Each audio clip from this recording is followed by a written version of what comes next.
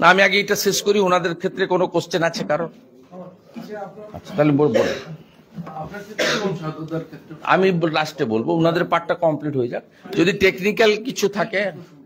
এই যে সিআইডির হাতে তদন্ত ভার দেওয়া হচ্ছে, মুখ্যমন্ত্রী ঘোষণা করলেন, যদিও চিকিৎসকদের ক্ষেত্রে মেডিকেল কাউন্সিলের একটা ভূমিকা থাকে, কোন একটা এটা পিলটা মহামান্য আদালত অ্যাকসেপ্ট করার পরে করেছেন। আপনি টাইমিংস গুলো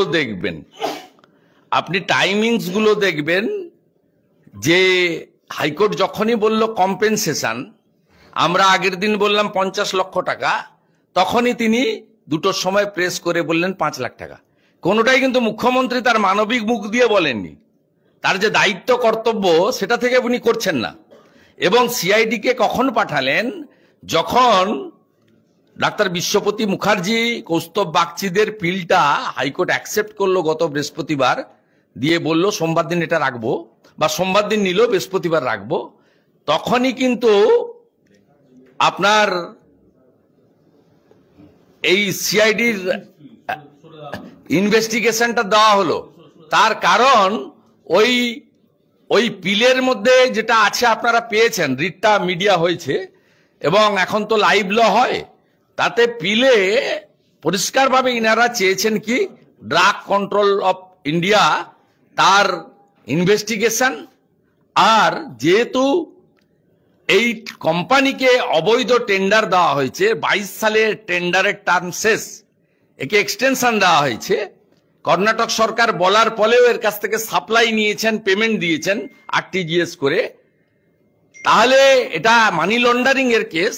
কারণ এই যে বেআইনি কন্ট্রাক্ট আফটার 2022 6 মাস এক্সটেনশন দিয়েছেন, কিসের ভিত্তিতে?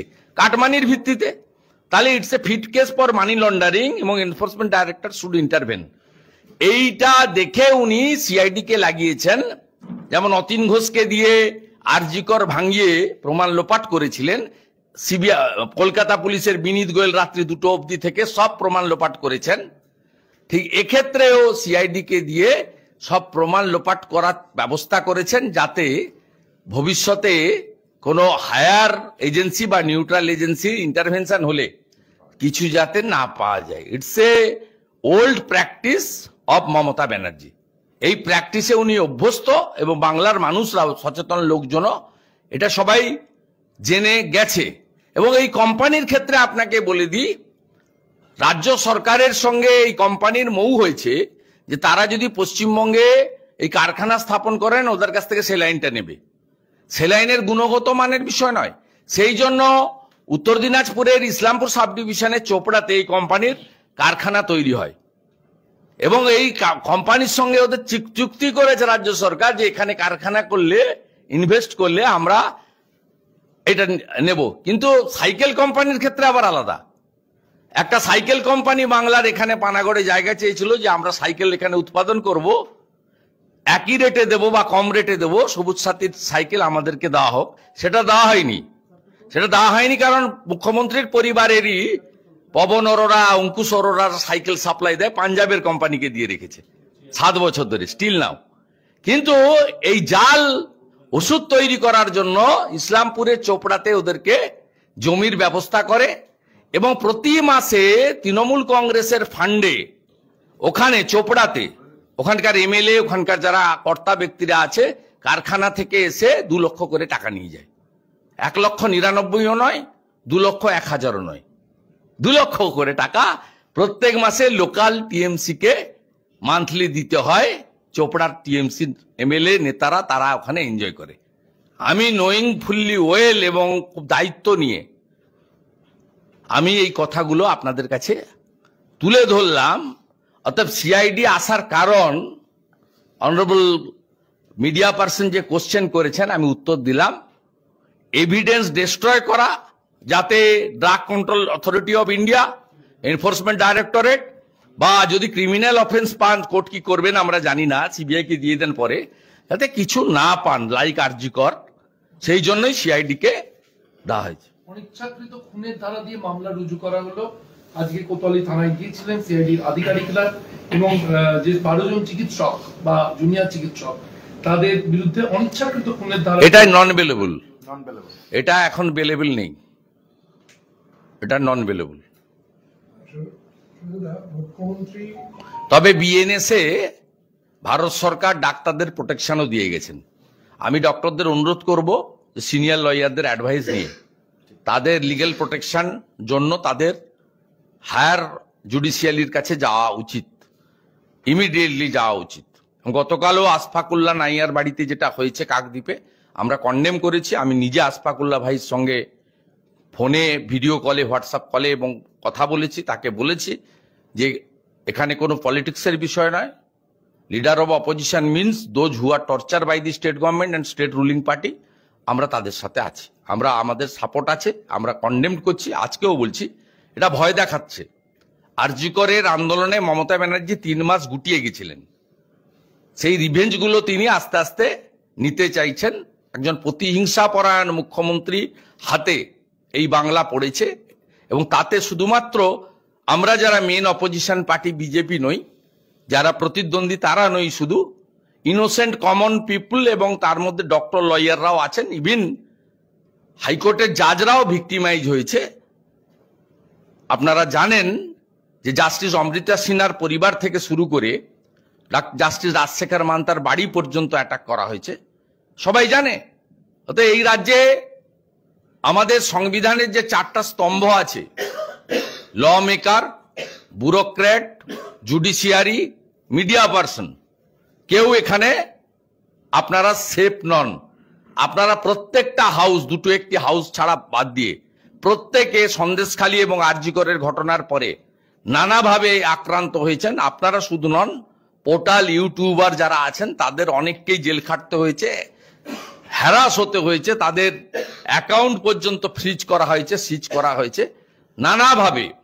বিগ হাউসের লোকেদের উপরও টর্চার হয়েছে।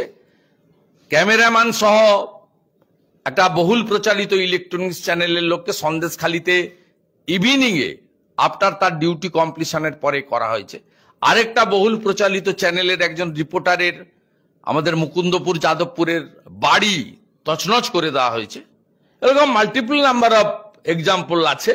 সেক্ষেত্রে এখানে কনস্টিটিউশনের 4টে যে পিলার, তার 4টে পিলারের কেউই সেফ নয়, সকলেই আনসেফ। এমন একটা রাজ্যে আমরা বাস করছি, এটাকে কার্যত বলা যেতে পারে একটা স্বৈরতান্ত্রিক ব্যবস্থাপনা এবং জঙ্গলের রাজত্ব। আপনি আপনাকে যে আরজি করের কথা বললেন, এই প্রসঙ্গে আনছি বিষয়টা। 14ই আগস্ট রাত, আমরা অনেকগুলো আগস্টের দুটো রাতের মধ্যে 14ই আগস্ট রাত সেদিনকে ভাঙচুর করা হয়েছিল, আপনি আজকে প্রেস কনফারেন্সে উল্লেখ করেছেন। কলকাতা পুলিশ এতদিনেও, 150 দিনেও কি উদ্দেশ্যে সেখানে ভাঙচুর করা হয়েছিল, কারা ভাঙচুর করেছিল এবং কার নির্দেশে সেমিনার রুমের পাশে থাকা সেই ঘরটি ভেঙে দেওয়া হলো, এগুলো উদ্ধার করতে হবে। এর সঙ্গে একটু অ্যাড করে দিই, আগামীকাল রায় আরজি কর মামলা, আরজি কর মামলা রায় হতে চলেছে। দেখুন রায় কি দেবেন জাজ জানেন, এবং চার্জশিট হয়েছে, যে অ্যারেস্ট হয়েছে কলকাতা পুলিশের হাতে, পরবর্তীকালে হ্যান্ডওভার হয়েছে তার এগেনস্টে। কিন্তু অ্যাজ এ পার্সন আমরা কেউই স্যাটিসফাইড হতে পারছি না। এই কাজটা একার কাজ নয় এবং নিশ্চয়ই সাপ্লিমেন্টারি চার্জশিটের স্কোপ আছে। এবং যেহেতু সুপ্রিম কোর্ট দেখছেন যে সুপ্রিম কোর্টকে আমাদের দেশের মাননীয় প্রধানমন্ত্রী সরকারও মান্যতা দিয়ে চলেন, সুপ্রিম কোর্টের কোনো সিদ্ধান্ত খুব একটা পার্লামেন্টে চেঞ্জ করেন না, আমাদের অন্তত ল অ্যাবাইড আমাদের গভর্নমেন্ট। তা আমরা বিশ্বাস করি যে সুপ্রিম কোর্ট এবং সেন্ট্রাল ব্যুরো অব ইনভেস্টিগেশন তারা যেহেতু ফাইনাল চার্জশিট দেয়নি, সাপ্লিমেন্টারি চার্জশিট বাকি আছে, তাতে তারা বিষয়টাকে আরো বেশি করে, যেটা পশ্চিমবঙ্গের মানুষ চাইছেন, ওনার পরিবার চাইছেন, সন্দেহটা দূর করার ক্ষেত্রে তারা ইতিবাচক ভূমিকা নেবে। আর কালকের রায়ের ব্যাপারে আমি অন্তত বিশেষভাবে উৎসাহিত নই। আমি চাই যে পুরো র্যাকেটটাকে সামনে আনুক এবং যারা এভিডেন্স ডিস্ট্রয় করেছে তারা পার পেয়ে যাচ্ছে।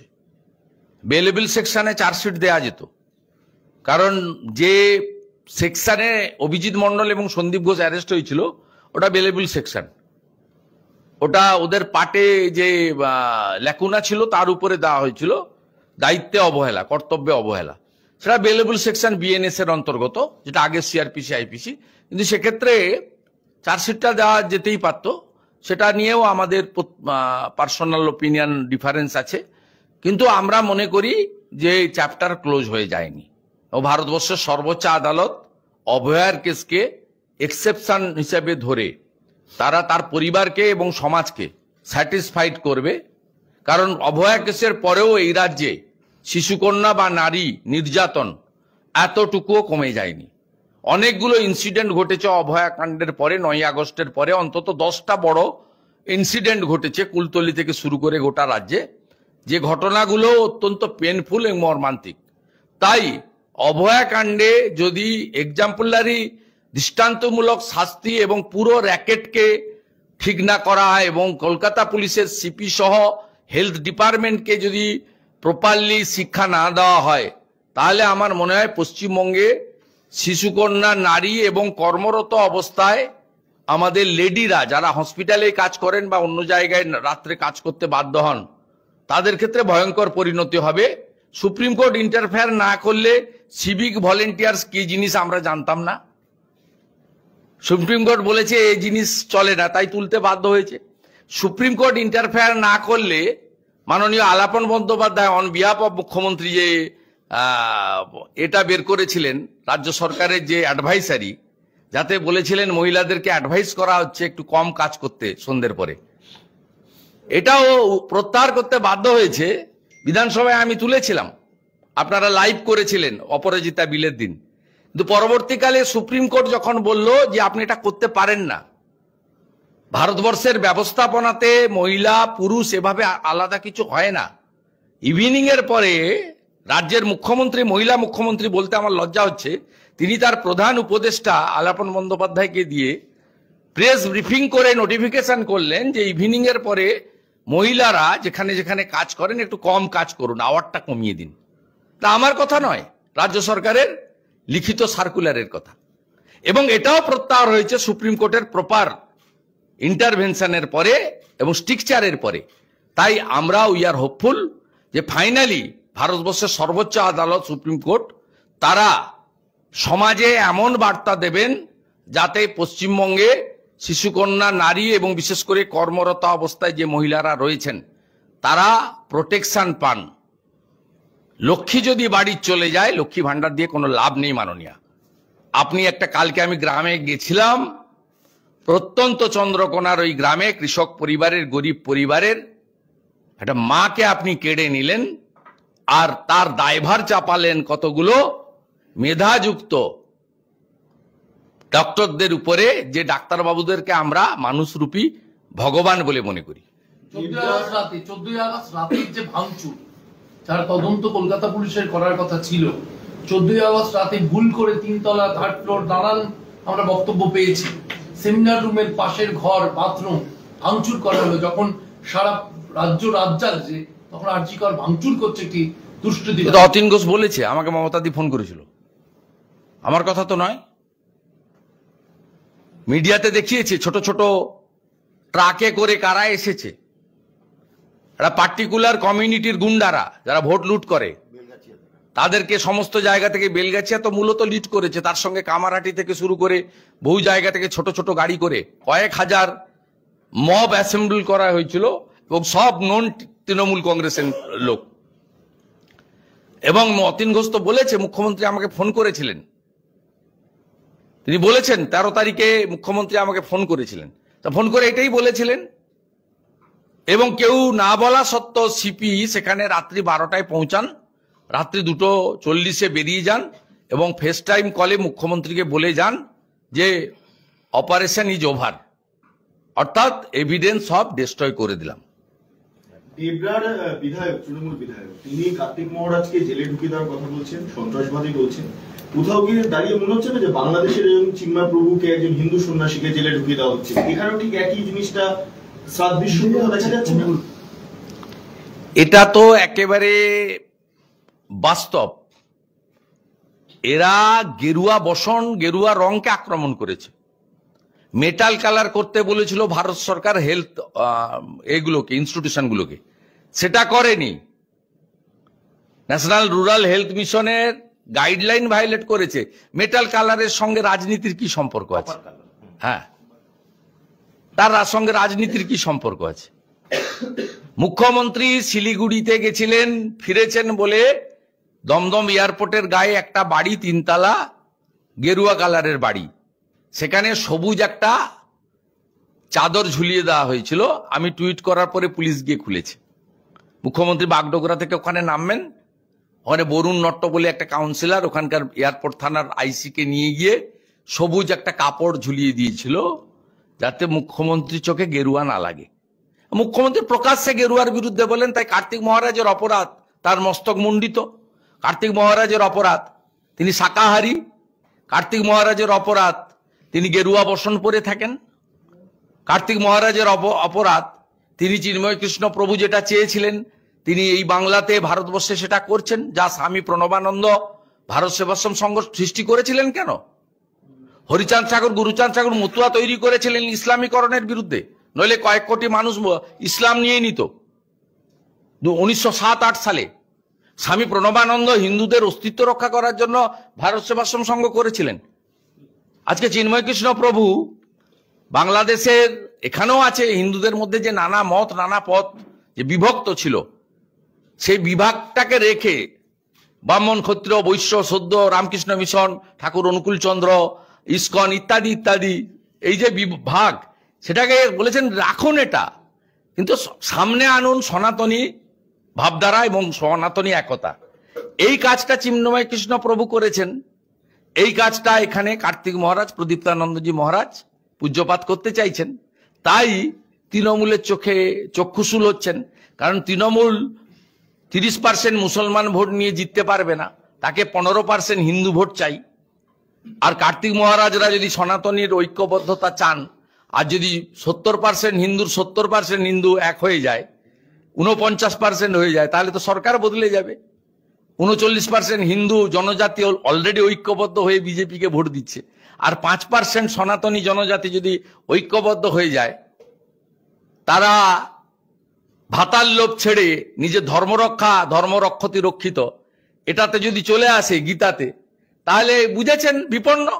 এটা তো চেয়ার দখল করে রাখো, রোহিঙ্গাদের ঢোকাও, ডেমোগ্রাফি বলতে দাও, জনসংখ্যা পাল্টে দাও, হাম দো হামারা 4 আমারা 6, এইসব করে বাংলাকে হাতের বাইরে নিয়ে যাও এবং 50%-এর পরে মুসলিম পার্সোনাল ল বোর্ড, শরিয়া কানুন লাগু করে দাও।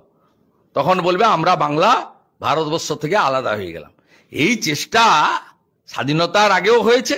সেই কারণেই 1947-এর 20 জুন পশ্চিমবঙ্গ বিধানসভার, তখন নাম ছিল আইনসভা, সেদিন ডক্টর শ্যামাপ্রসাদ মুখার্জির নেতৃত্বে, এবং অস্বীকার করার উপায় নেই, ইতিহাস আমরা অস্বীকার করি না, জ্যোতিবাবুও সমর্থন করেছিলেন, 58 জন হিন্দু আইনসভার এমএলএ সেদিন ভোট দিয়েছিলেন আমরা ভারতে থাকব। আর 21 জন মুসলিম আইনসভার সদস্য ভোট দিয়েছিলেন আমরা তদানীন্তন পাকিস্তান অর্থাৎ পূর্ব পাকিস্তানে থাকবো, আজকের বাংলাদেশ। এটা পরিষ্কার। এই তো আজকে নয়, 47 সাল থেকে যে লড়াই, এই লড়াইতে হুমায়ুন কবির ঠিকই বলছেন যে প্রদীপ্তানন্দ মহারাজ সন্ত্রাসবাদী। তার অপরাধ, তিনি সন্ন্যাসী, গৃহস্থ জীবন ছেড়ে সন্ন্যাস ধর্ম নিয়েছেন। তার অপরাধ তিনি গেরুয়া বসন পড়েন। তার অপরাধ তিনি শাকাহারী, সম্পূর্ণ শাকাহারী। তার অপরাধ তিনি নেশাভান করেন না। তার অপরাধ তিনি বেদ, উপনিষদ, গীতা, রামায়ণ, মহাভারতের কথা উল্লেখ করেন। তার অপরাধ শ্রী চৈতন্যদেব, স্বামী বিবেকানন্দ, প্রণবানন্দের কথা তিনি বলেন। তার অপরাধ তিনি সনাতনীদের ঐক্যবদ্ধ হতে বলেন। 26-এ বিপদ আসন্ন, আপনারা ঐক্যবদ্ধ হন, নইলে আপনারা বিপন্ন হবেন। এই কথাগুলোর জন্য কার্তিক মহারাজ হুমায়ুন কবিরের মতো একজন সাম্প্রদায়িক লোক, ওটা হুমায়ুন কবির 2, ওটা হুমায়ুন কবির 1, যিনি বলেছিলেন আমরা এখানে 70 ভাগ 30 ভাগকে কেটে ভাগীরথীতে পাঠাবো, ওটা হচ্ছে হুমায়ুন কবির 1, এটা হচ্ছে হুমায়ুন কবির 2। তা উনিও অনেক কীর্তি করেছেন। ওনার বিরুদ্ধেও একজন ট্রাইবেল মহিলার অভিযোগ রয়েছে, মমতা ব্যানার্জি তাকে প্রোটেকশন দেয়নি, তার দলের এমএলএ কে প্রোটেকশন দিয়েছে, তখন তিনি মন্ত্রী ছিলেন। তা তিনি কার্তিক মহারাজকে সন্ত্রাসবাদী বলেছেন, মানে বুঝতে হবে যে পূজ্যপাদ মহারাজ সঠিক রাস্তায় আছে। গর্ব করার বিষয়। আজকে বিশ্ব হিন্দু পরিষদের স্টল দিতে দেয়নি। হ্যাঁ, এইটা বিশ্ব হিন্দু পরিষদের স্টল বসতে দেওয়া হচ্ছে না, বইমেলা হচ্ছে। হাইকোর্টে গেছে বিশ্ব হিন্দু পরিষদ, বিএইচপি হাইকোর্টে পেয়েছি কোর্ট। হ্যাঁ, মানে স্টল বসতে দেওয়া হচ্ছে না বইমেলাতে বিশ্ব হিন্দু পরিষদে। অনেক হিন্দু নাম থাকার জন্য এটা একেবারে এজেন্ডার মধ্যে। খুব দুর্ভাগ্য সুধাংশু দে এবং ত্রিদীপ বাবুরা এরা খোলস ছেড়ে বেরোচ্ছেন, এবং আমাদের জুনিয়র ডাক্তাররা যেদিন বিনীত গোয়েলের টেবিলে মেরুদণ্ড রেখে দিয়ে আসে, সেটা এই পাবলিশার্স গিল্ডেও সেইটা তাদেরও মেরুদণ্ডটা আমার মনে হয় কালীঘাটে নইলে নবান্নতে টেবিলে রাখা আছে। এই জন্য কেবলমাত্র গেরুয়া ধ্বজ এবং হিন্দু নাম থাকার জন্য বিশ্ব হিন্দু পরিষদ, যা বাম আমলেও তাদের স্টলকে বাধা দেওয়া হয়নি, কংগ্রেসের আমলেও তাদের স্টলকে বাধা দেওয়া হয়নি ৭৭-এর আগে, এই প্রথম মুসলিম লীগ 2 তৃণমূল কংগ্রেসের অঙ্গুলি হেলনে আজকে এই কাণ্ডটা করলো। এটাও সিটি অফ জয়, তিলোত্তমা কলকাতা, যে কলকাতার পুণ্যভূমিতে স্বামী বিবেকানন্দ জন্মেছেন, এটা লজ্জা লজ্জা লজ্জা। এটা কি চূড়ান্ত হিন্দু শব্দটা আছে বলে, মানে হিন্দু শব্দটা আছে বলে? অবশ্যই হিন্দু শব্দ, এবং ওদের ক্যাম্পের মাথায় একটা ধ্বজ ওড়ে, বিশ্ব হিন্দু পরিষদের ধ্বজ, যে ধ্বজের মধ্যে ওং বা স্বস্তিক চিহ্ন থাকে বা ত্রিশূল থাকে। এটাই আপত্তির কারণ। হিন্দু শব্দ এবং গেরুয়া রং, এই দুটো এখানে পশ্চিমবঙ্গে কার্যত নিষিদ্ধ হওয়ার পথে এগিয়ে চলেছে। কেন্দ্রীয় সরকারি কর্মচারী বলে কার্যত গর্ব হচ্ছে হুমায়ুন কবিরের। তিনি বলছেন যে ওসামা বিন লাদেন, উমর সঈদ বা মৌলানা মাসুদ আজহার শিক্ষিত, মানে এতটা গর্ববোধ হওয়ার কি আছে? শিক্ষিত টেররিস্টের সাথে গর্ব? অ্যান্টি ন্যাশনাল কথাবার্তা, এই কথাবার্তা দেশ বিরোধী কথাবার্তা। এই প্রত্যেকটা লোক নিষিদ্ধ সংগঠন এবং ভারতবর্ষকে দুর্বল করা, কাশ্মীরকে ভারত থেকে কেটে বের করে নিয়ে যাওয়া, পশ্চিমবঙ্গে অশান্তি তৈরি করা, এসবের মূলে এই সমস্ত লোকের মাথা এবং তাদের শেখানো সমস্ত প্রশিক্ষিত জঙ্গিরা দেশের অভ্যন্তরে এসে অনেক নিরীহ মানুষকে খুন হত্যা করেছে। সম্প্রতি কয়েক মাস আগে একজন ডাক্তারবাবুকেও পরিষেবা দেওয়ার সময় জম্মুতে কাশ্মীরে খুন করা হয়েছে।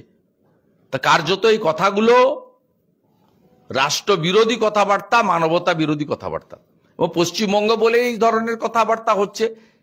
এই জন্য পশ্চিমবঙ্গের সরকারের পরিবর্তনটা খুবই প্রয়োজন। আপনি নিজেই আজকে দেখবেন নাগা সন্ন্যাসীরা, তথাকথিত সেকু মাকু, যারা হিন্দুদের বিরুদ্ধে প্রচার করেন, কুম্ভ, প্রয়াগরাজ কুম্ভতে স্টল লাগিয়েছিলেন। সেই স্টল থেকে হিন্দু বিরোধী সমস্ত বই ওদেরকে দিয়েই খুলিয়েছে। এক্ষেত্রে উত্তরপ্রদেশের যে কড়া শাসন বা অনুশাসন পশ্চিমবঙ্গে খুব প্রয়োজন। একমাত্র শাসন এবং অনুশাসন এবং সরকারের যে দায়িত্ব সুরক্ষা এবং সুশাসন, যা যোগী আদিত্যনাথজির সরকার দিচ্ছে নরেন্দ্র মোদীজির মার্গদর্শনে, এটা পশ্চিমবঙ্গে খুবই প্রয়োজন। পশ্চিমবঙ্গের আমরা তো চেষ্টা করে যাচ্ছি, পশ্চিমবঙ্গের গরিষ্ঠ সংখ্যক মানুষ যদি এটা বুঝতে পারেন, তাহলেই আপনাদের এই প্রশ্নের সমাধানগুলো মিলবে। নইলে আমরা সংঘর্ষ করব, আপনারা দেখাতে থাকবেন, মিডিয়া টার্গেট হবে, আমরা আক্রান্ত হব, ফলস মামলায় আমাদেরকে নিমজ্জিত করা হবে, আমাদের বহু নেতাকর্মীকে মিথ্যাভাবে জেলে নিয়ে যাওয়া হবে, খুনও করা হবে। না, আমরা আমাদের পথে থাকব, কিন্তু বাংলার একটা অংশের মানুষ যারা নির্বাচনী প্রক্রিয়া অংশগ্রহণ করেন না, যারা তৃণমূল কংগ্রেসকে ভোট দিয়ে দেন, তাদেরকে এই বিষয়ে, বিশেষ করে আমাদের হিন্দু ভোটারদেরকে ভাবতে হবে যে এই ব্যবস্থার পরিবর্তন তারা চান কি চান না।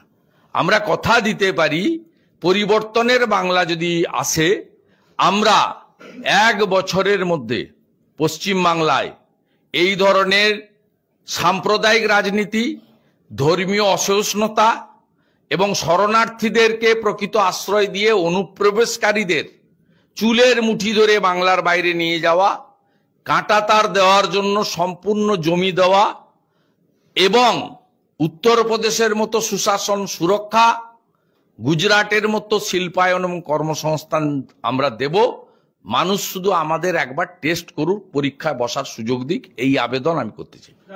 কেন্দ্রীয় সরকারি কর্মচারীদের সঙ্গে রাজ্য সরকারি কর্মচারীদের ডিএর ভাড়া এই মুহূর্তে 39%। আপনি নিজেই গতকাল সমাজ, আমি সোশ্যাল মিডিয়াতে ডিটেলসে লিখেছি, এই সরকার পে কমিশনে পিছিয়ে আছে, দুটো পে কমিশনে পিছিয়ে আছে এবং 39% ডিএতে পিছিয়ে আছে। এবং শুনলে আপনি অবাক হবেন, জিপিএফ এর টাকা, যা কর্মচারীদের নিজেদের টাকা, তারা যদি এখন কোনো প্রয়োজনে দরখাস্ত করে, তাকে বলা হয় যে আপনার যদি চিকিৎসার বলে যে আপনারা হসপিটালের রেকর্ড নিয়ে আসুন। আর যদি কেউ বলে আমার মেয়ের বিবাহ দেবো বা ছেলের বিবাহ দেবো, একটু অনুষ্ঠান করব, খরচ করব, তাহলে বলে বিয়ের কার্ড বা রেজিস্ট্রেশন, যে ম্যারেজ রেজিস্টার্ডের সার্টিফিকেটের কপি দেন। মানে এই সরকার এতটাই দেউলিয়া হয়ে গেছে, জিপিএফ এর টাকা, যা আপনার নিজের টাকা, সেই টাকা তুলতে গেলেও রেশনিং করছে। আপনি 5 লাখ টাকা চাইলে আপনাকে 1 লাখ টাকা দিচ্ছে। এবং এই সরকারের দুটো নীতি, একটা হচ্ছে ভাতা দিয়ে কিছু ভোট নাও, আর তোষণের রাজনীতি করে মুসলিম ভোটটাকে সুরক্ষিত রাখো। সেই কারণে মমতা ব্যানার্জি হোক, হুমায়ুন কবির হোক, সিদ্দিকুল্লাহ হোক আর ফিরহাদ হাকিম হোক, প্রত্যেকের টোন একই। উগ্রপন্থী হোক, পাকিস্তানি হোক, আফগানিস্তানের লোক হোক, মোল্লা ইউনিসি হোক, যেই হোক, সাদ শেখ হোক আর জাভেদ মুন্সি হোক, সকলেই তাদের কোলের ছেলে। আর আমরা যারা বাঙালি হিন্দু, আমরা পিঠের ছেলে। যে টোনের কথা আপনি বললেন, সেই টোন ধরে একটা প্রশ্ন। শওকত মোল্লা আর না ভাই, আমার আর তিনি বলেছেন এখানে কয়েকজন পাঠা, তিনি পলিটিক্যাল লিডারদের, বিজেপির নেতৃত্বকে তিনি টার্গেট করে বলছেন এখানকার কয়েকটি পাঠা আছে, I am sorry for my language, বিজেপির, যারা বাংলাতে কোথাও কোথাও মিছিল করছে বলে আমাদের বর্ডার বন্ধ করতে হচ্ছে, ওরা উস্কানি দেয়। ভারত সরকার কয়েক মিনিট বর্ডার বন্ধ করে রাখে। আমরা মুসলিম আছি, শুভেন্দু অধিকারীর মতো গাদ্দার যে ভাষায় আক্রমণ করে, মুসলিম সম্প্রদায় নিয়ে কথা বলে, তাতে এই বিশ্বাসঘাতকের জন্য আমাদের কষ্ট হয়। মানুষের মধ্যে দাঙ্গা লাগাচ্ছে শুভেন্দু অধিকারী বক্তা। এই লোকটার সম্পর্কে আমার মতো লোকের উত্তর দেওয়া উচিত নয়। প্রথম কথা হচ্ছে, এই লোকটা আগে কোন রাজনীতি করত, এই লোকটা কি করেছে আমাকে বলতে হয়নি তো। আরাবুল ইসলাম গতকাল বলেছে যে মমতা ব্যানার্জিকে জীবনতলাতে গুলি করতে গেছিল। ওর সার্টিফিকেট ওর বন্ধু, প্রাক্তন বন্ধু আরাবুল ইসলাম দিয়েছে। এ সম্পর্কে না বলাই ভালো। এই লোকটাকে কেন সিবিআই ছেড়ে রেখেছে সেটাই আমার প্রশ্ন। পোস্টপোল ভায়োলেন্সে এই লোকটার নাম কলকাতা হাইকোর্টে এনএইচআরসি যে 19 জন গুন্ডার নাম দিয়েছিল, রেজিস্টার গুন্ডা, তার মধ্যে শওকত মোল্লা 1 নম্বর। 19 জন রেজিস্টার গুন্ডার নাম ভারতের ন্যাশনাল হিউম্যান রাইটস কমিশন দিয়েছিল। জাস্টিস বিন্দালের নেতৃত্বে যে 5 ম্যান জাজ হয়েছিল, তারা বলেছিলেন ফ্যাক্ট ফাইন্ডিং করে দিতে এনএইচআরসির 5 ম্যান টিমকে। সেই টিম ইউনানিমাসলি যে 19টা নাম দিয়েছিল, তার মধ্যে শওকত মোল্লা হচ্ছে one of them. Terrorist declare by the NHRC 2021 সালে কোর্টে জমা পড়েছিল। এর সার্টিফিকেট তো এনএইচআরসি দিয়েছে, আমাকে কেন ওর সম্পর্কে সময় নষ্ট করতে হবে? ফার্স্ট। সেকেন্ড হচ্ছে, কোল স্ক্যামে নিজাম প্যালেসে ওকে 15 বার ডেকেছে, ও 3 বার গেছে। পুরুলিয়া, আসানসোলে লালার যত কয়লা, দক্ষিণ 24 পরগনা, উত্তর 24 পরগনা, সুন্দরবন এলাকায় যত অবৈধ ইটভাটা টালিভাটা আছে, সব কন্ট্রোল এরা করে এবং তার কয়লা সাপ্লাই করতে হয়ে আমি আশ্চর্য হয়ে যাই। এই কয়লার কেসে বা পোস্টপোল ভায়োলেন্স কেসে এই লোকটা বাইরে থাকে কি করে? এই লোকটাকে ভিতরে ঢুকিয়ে অন্তত শাহজাহান, বালু, এদের মতো, কেষ্টদের মতো 2-2.5 বছর তো ভিতরে রাখা উচিত সংশোধন করার জন্য। সংশোধিত ভাষণ শোনেন না এখন অনুব্রত মণ্ডলের? শান্তির কথা, ঐক্যের কথা, উন্নয়নের কথা বলেন, গুড় বাতাসার কথা বলেন না, নকুলদানার কথা বলেন না, ঢাকের আওয়াজ দেন না। কারণ উনি পশ্চিমবঙ্গের জেলে ছিলেন না, উনি তিহারের জেলে ছিলেন। তিহারের জেলে শীতকালে 4:30 আর গরমকালে 3:30টার সময় রোল কল হয়। বিকেল 4টের সময় ডিনার নিয়ে ঢুকে যেতে হয়। পার্থরা বুঝতে পারছে না, পার্থ, শাহজাহান, তারা এখানে 5 স্টারে আছে, বেলের মোরব্বাও খাচ্ছে, অষ্টমীর দিন লুচি ডালও খেয়েছে, রবিবার পাঁঠার ঝোলও খাচ্ছে। আমি বলছিলাম সেদিন না, সুদীপ বন্দ্যোপাধ্যায় জানে জেল কি জিনিস। রোজ ভ্যালির কেসে 4 মাস ভুবনেশ্বরে ছিল, তার মধ্যে 1.5 মাস জেলে ছিল আর 2.5 মাস অ্যাপোলো হসপিটালে ছিল ভুবনেশ্বরে। ওই 1.5 মাসে ওর হালুয়া টাইট হয়ে গেছে। ওই জন্য দেখবেন কথাবার্তায় অত্যন্ত মিষ্টতা, ভদ্রতা, শালীনতা আছে। কেস অনুব্রতরও তাই হয়েছে। এরা সব পার পেয়ে যাচ্ছে। এই জন্য আমি বলি, পশ্চিমবাংলার 21 সালের পরে যত মামলা হয়েছে, পোস্টপল ভায়োলেন্স হোক এবং করাপশনের মামলা হোক, সব মামলা পশ্চিমবঙ্গের বাইরে ট্রান্সফার করা উচিত। তাহলে সংশোধনাগার তো আজীবন কেউ থাকে না, মার্ডার কেস ছাড়া যাবজ্জীবন হয়, ফাঁসি হয়। অন্য যে করাপশনের কেস বা অন্য কেসে 7 বছর 10 বছর এগুলো হয়, এবং সেখানে প্রাথমিকভাবে 1.5-2 বছর থাকার পরে আপিল করলে কোর্ট একটা ইন্টারিম বেল গ্র্যান্ট করে। সেক্ষেত্রে এরা যে আপনি অনুব্রত এবং সুদীপ বন্দ্যোপাধ্যায়ের যে সংশোধনাগারে গিয়ে সংশোধিত হওয়াটা দেখছেন, আর এখানকার জেলে যারা থাকে তাদের সংশোধন দেখতে পাবেন না। যেমন বাকিবুর রহমান এখন লন্ডন যেতে চাইছে, রেশন কেলেঙ্কারির যিনি কিংপিন, তিনি লন্ডনে যেতে চাইছেন। এতে সবাই দুবাই, লন্ডন, সিঙ্গাপুর, বড় বড় ব্যাপার।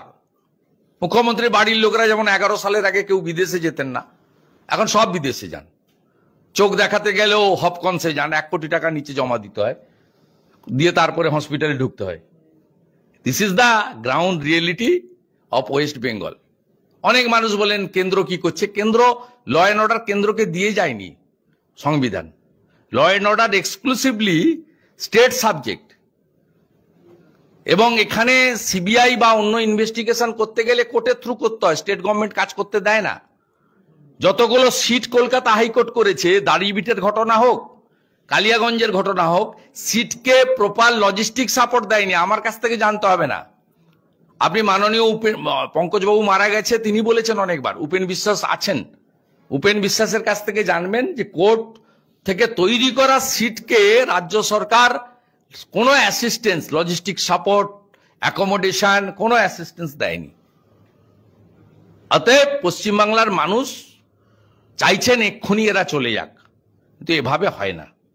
এদেরকে সরাতে গেলে আপনাদেরকে 26 সালের যে গণতন্ত্রের মহোৎসব আসছে, তাতে গণতন্ত্রের ডু অর ডাই লড়াইতে আপনাদের ঠিক করতে হবে যে vote for corrupted Mamata, autocrat Mamata, or no vote to Mamata. এই দুটোর মধ্যে একটা আপনাকে বেছে নিতে হবে। এবং আমরা আবারও বলি, যারা ভোট কাটছেন, লেফটের লোকেরা বা অন্য যারা, তারা আগে গিয়ে জনগণকে বলুন যে নো ভোট টু মমতা। আপনারা আগে গিয়ে বলছেন no vote to Modi, no vote to BJP. আপনাদের উদ্দেশ্য নষ্ট হচ্ছে। আপনারা একদিকে বলছেন আমরা অত্যাচারিত, অন্যদিকে জ্যোতিবাবুর সংগ্রহশালা উদ্বোধনে মমতা ব্যানার্জিকে ডাকছেন, আর তিনি তাচ্ছিল্যের সঙ্গে বিমানবাবুর আমন্ত্রণ প্রত্যাখ্যান করছেন। এটা এখনো যে 2-4 জন সিপিএম এর কমরেড ঘুরে বেড়াচ্ছেন নিচের তলায়, জবাব চাই, জবাব দাও, চোর ধরো, জেল ভরো, তাদেরকে বলি আপনাদের উপরে পুরো কমপ্লিট সেটিং আছে। সেটিং আমাদের সঙ্গে নেই। বাংলার 2,33,27,000 মানুষ আমাদের ভোট দিয়েছে। অ্যাপ্রক্স 40% ভোটার বিজেপির ভোট ব্যাংক তৈরি হয়েছে। We need only 5% Hindu vote. বাকি হিন্দুরা বাড়ি থেকে বেরিয়ে এসে ভোটিং করুন। অন্য দলকে যে হিন্দুরা ভোট দিচ্ছেন, আমাদের ভোট দিন। আমরা হিন্দু ভোট নিয়েই বাংলাতে একটা সরকার তৈরি করব এবং সমস্ত ভারতীয়কে সুরক্ষা দেব, উন্নয়ন দেব, সুশাসন দেব। সে ভারতীয়দের মধ্যে হিন্দুও থাকবে, মুসলিমও থাকবে, শিখও থাকবে, খ্রিস্টানও থাকবে, জৈনও থাকবে, বুদ্ধিস্টও থাকবে, কোনো সমস্যা নেই। আমরা ধর্মীয় কারণে উৎপীড়িত হওয়া হিন্দুদেরকে শরণার্থী হিসেবে আশ্রয় দেব, বুদ্ধিস্টদেরকে, আর অনুপ্রবেশকারীদেরকে চুলের মুঠি ধরে ভাগাবো। অনুপ্রবেশকারী আর শরণার্থী এক নয়। অনুপ্রবেশকারী মুসলমান আর ভারতীয় মুসলমান এক নয়। গুলিয়ে ফেলবেন না। আর না না না না, আপনি কি বলছিলেন এই doctor Mukherjee? Is there any point আপনার সাইডে?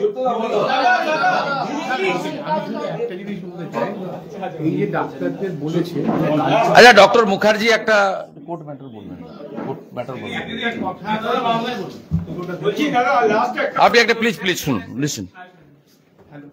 এটা অন হয়নি না, তাই নেন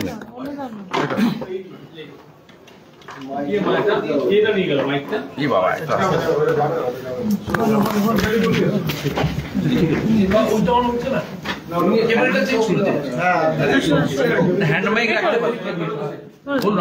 একটা কথা, এই জিনিসটা ঘটনাটা কিন্তু বছর দেড়েক ধরে চলছে এবং প্রচুর পেশেন্টের কিডনি প্রবলেম হচ্ছে। আপনারা যদি খোঁজ নেন দেখুন প্রচুর পেশেন্ট ক্রনিক সিকেডির পেশেন্ট হচ্ছে এবং ডায়ালিসিস চলছে, এটা নাম্বার ওয়ান।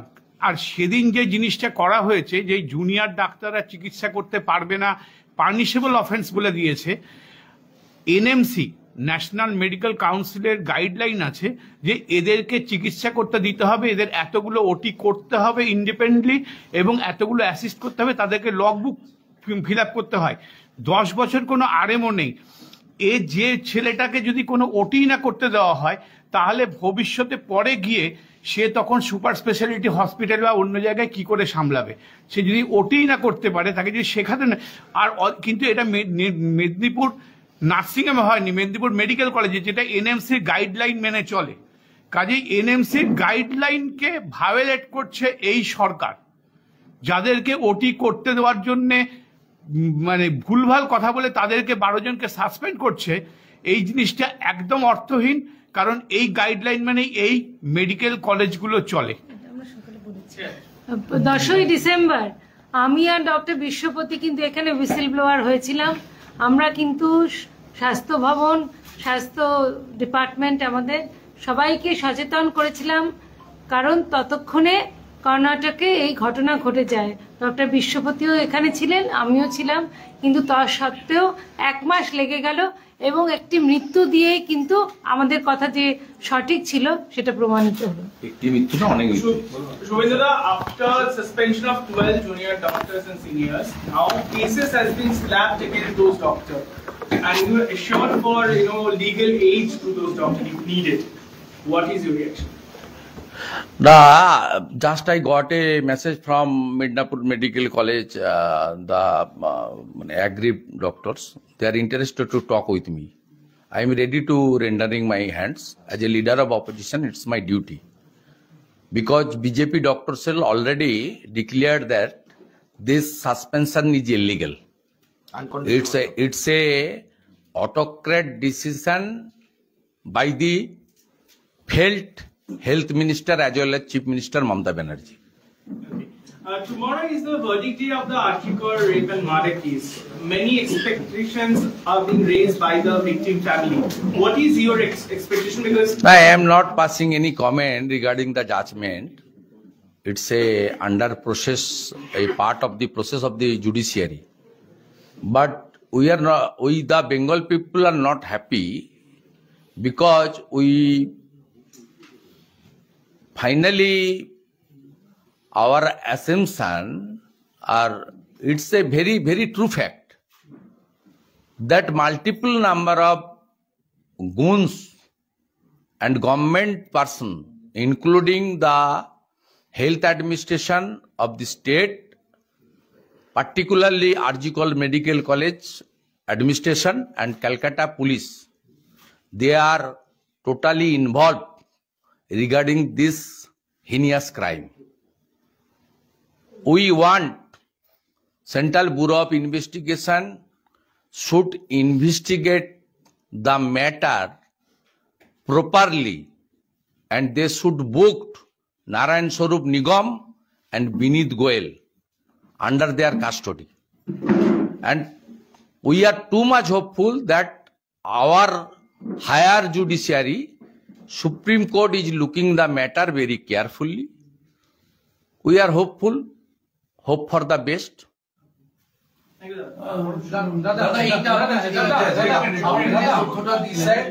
सैफ अली खान पर जो हमला हुआ उसको लेकर पश्चिम बंगाल के मुख्यमंत्री ने कहा है कि पश्चिम बंगाल में कानून व्यवस्था दूसरे राज्यों से बेहतर है, इस पे आप क्या बोलेंगे? कौन बोल रहा है? पश्चिम बंगाल की मुख्यमंत्री बोल रही है। हर रोज बंगाल में गोली चल रहा है। आपका पास तो तस्वीर नहीं आया, एक टीएमसी का लोकल लीडर कोतवाली पीएस मिदनापुर, वेस्ट मिदनापुर में बुलेट इंजर हुआ। मैं मेरा मीडिया ग्रुप में डिटेल्स दे रहा हूं, पिक्चर और आप देख लेना। अब तक पुलिस को पास जो एफआईआर गया, बोला तुम बुलेट हटाओ, बुलेट इंजरी हटाओ। आप इस कहां है? आप प्रिजन वैन के अंदर जो एक्यूज्ड प्रिजनर है उनका पास हथियार था, उसका हथियार से 2 पुलिस कर्मी के ऊपर घायल, प्राणघाती घायल कर दिया। चीफ मिनिस्टर को पहले तो सिलीगुड़ी जाकर वो दोनों को विजिट करना चाहिए था। DG went there, but police minister should go. Bengal का चीफ मिनिस्टर देवेंद्र फडणवीस जी को कोई सुझाव देने का जरूरत नहीं है, कोई जरूरत नहीं है। महाराष्ट्र का लॉ एंड ऑर्डर देखने के लिए एफिशिएंट चीफ मिनिस्टर है Devendra Fadnavis. He is looking the matter very seriously. और वहां इस सब काम में धर्म के आधार पर, राजनीति के आधार पर काम नहीं होता है। दूसरा प्रदेश में यहां धर्म के आधार पर और राजनीति से आधार पर पुलिस ने काम करता है।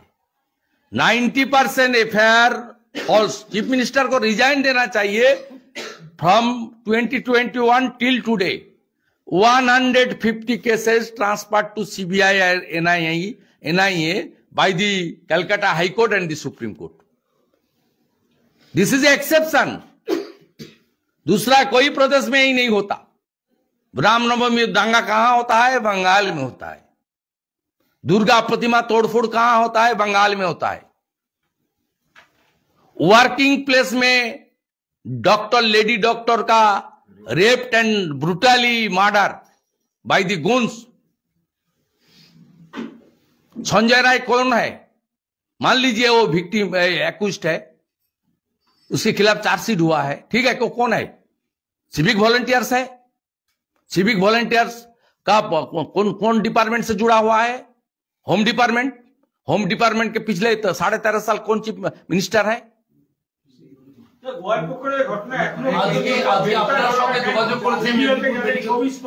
হবে না সাধারণ পুলিশ কর্মী তো, ওই জন্য হবে না কিছু। আর একটা আপনি ভাবতে পারেন কোন রাজ্যে আছে যেখানে পার্মানেন্ট ডিজি নেই? ডিজি করে ভারত সরকারের কাছ থেকে অ্যাপ্রুভ্যাল নিতে হয়, ইউপিএসসি তে পাঠাতে হয় থ্রি ম্যান প্যানেল, সেখান থেকে তারা একজনকে চুজ করে পাঠায়। রাজীব কুমারকে রাখবে বলে প্যানেল পাঠায়নি। এবং this is the only state যেখানে প্রিন্সিপাল সেক্রেটারি আইটি ডিপার্টমেন্টকে অ্যাডিশনাল চার্জের ডিজি দেওয়া হয়েছে। আপনি এখানে ল এন্ড অর্ডার পাবেন কোত্থেকে? ডিজি হচ্ছে ওর অ্যাডিশনাল চার্জ।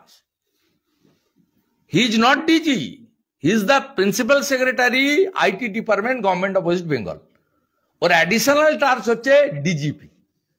আপনারা তো নবান্নতে এত প্রশ্ন করার সুযোগ পান না, আমাদের পান, আমরা বলি।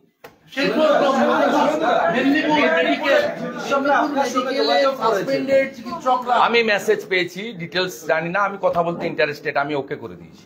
তা আমরা এখান থেকে আপিল করে দিয়েছি, আমরা করব। এবং মানডে বিকেলে যদি সাসপেনশন উইথড্র না হয় এবং এফআইআর কে ওরা ফাইনাল রিপোর্ট না দিয়ে দেয় মঙ্গলবার, তাহলে সোমবার বিকেলে উনি কিছু প্রোগ্রাম ডিক্লেয়ার করবেন ডক্টর সেল। আমরাও ইনভলভ হব, আমরা সবাই কথা বলে নেবো, স্টেট প্রেসিডেন্ট আমি কথা বলে নেবো, আমরা সবাই ইনভলভ হব এবং আমরা প্রপারলি মাঠে নামবো।